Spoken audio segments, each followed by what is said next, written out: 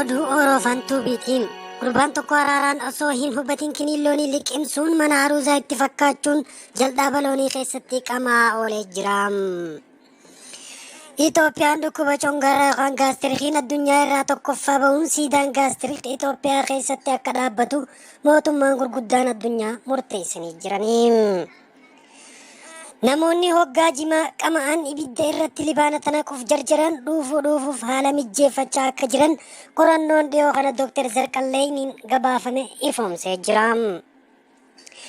Naannoo Oromiyaa godina Harargee baanota baay'ee keessatti dubartoonni hangi isaanii hin beekamne bilbila isaaniin neetworkii akka hin hojjennee fi iskiriinii akka daffeen dalayne godhanii jiranii. Akka qorannoon ifoomsetti iddoo mudhii kana keessa aasidiin cimaan ifaa kiilowaatii 1,000 maddisiisu iddoo sanatti akka argamu qorannoon ifoomseera.